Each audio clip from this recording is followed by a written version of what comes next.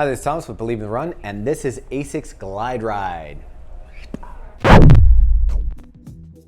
The Glideride will remind you of the Meta Ride, which came out earlier this year, which was kind of revolutionary, $250 price point, has some similarities with the way that the midsole works, but overall, I found this to be a much better shoe. I was really surprised by it. So if you're an ASICS fan, get excited because this shoe is definitely doable.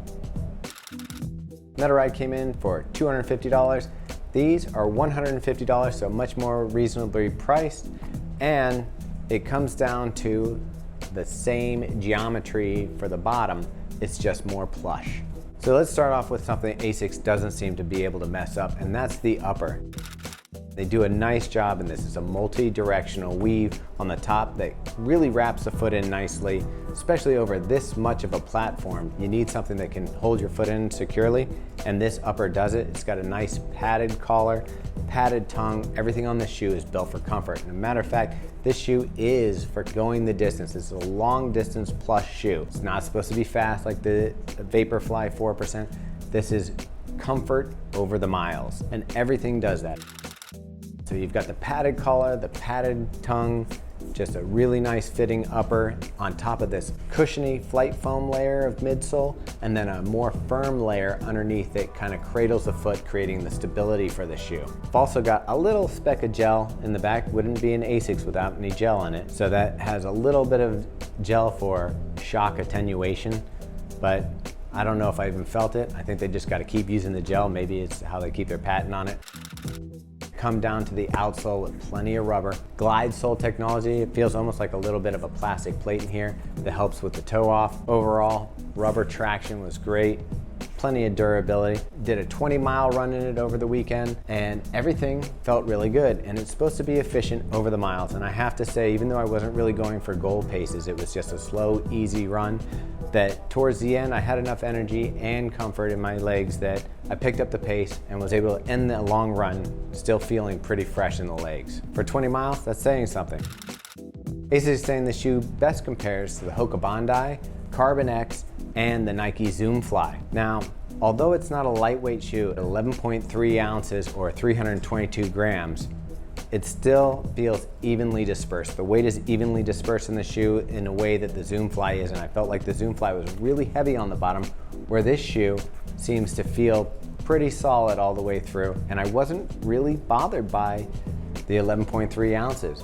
Also, I knew that it wasn't supposed to be a light, fast race day shoe. This one's your smooth, easy runner for long distance, so I wasn't too concerned with the weight. As far as being compared to the Carbon X, I get it. It kind of has a soft landing, long distance feel to it, but it's not quite as light as the Carbon X. Now, the Bondi is a good example of a shoe that it compares to just because of the cushioning and the feel for the long distance.